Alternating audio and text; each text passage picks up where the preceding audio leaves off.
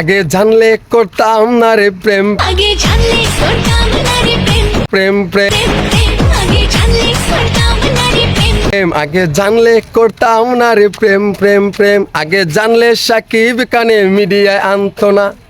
রে প্রেম আগে জানলে করতাম না মিস বুবলি, আপনি উপস্থাপনা থেকে সাকিব খানের হাত ধরে নায়িকা বনে যাওয়া সেই মিস বুবলি না? হ্যাঁ, আপনি প্রেমের সংজ্ঞাটা বুঝে গেছেন। ওহ নাইস, আপনার কথাগুলো অনেক ভালো লাগছে।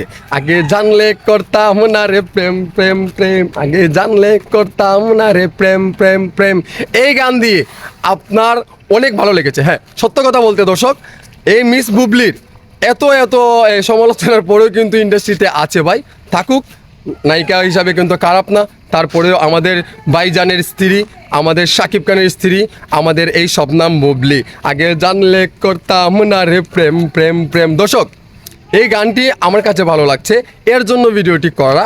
আর আমাদের মিস বুবলি সাকিব খানের সাথে 2025 সালে একটি সিনেমা এমনভাবে তৈরি করতে যাচ্ছে সাকিব খানের সাথে টেক্কা দেওয়ার মতো।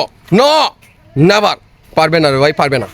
আপু, আপনি উপস্থাপনা করেছেন, সেই বিষয়টা আপনার ডক্টরেট করা। আর সাকিব খান 25 বছরের কেরিয়ারে সিনেমা করে আসছে, সে যদি সাকিব খান যদি এখন একটা স্কুল খুলে আমাদের এই মিডিয়া পাড়ার সবাইকে যদি গেলো এই অ্যাক্টিংগুলো শেখায়, আমাদেরকে যদি গেলো এই ডাবিং মানে ইত্যাদি ইত্যাদি সব ধরনের জিনিসগুলো আমরা মিডিয়ার ক্ষেত্রে, সিনেমা ক্ষেত্রে যা যা প্রয়োজনীয় সেটা কিন্তু আমাদের সাকিব খানের কাছ থেকে শিখতে পারবো।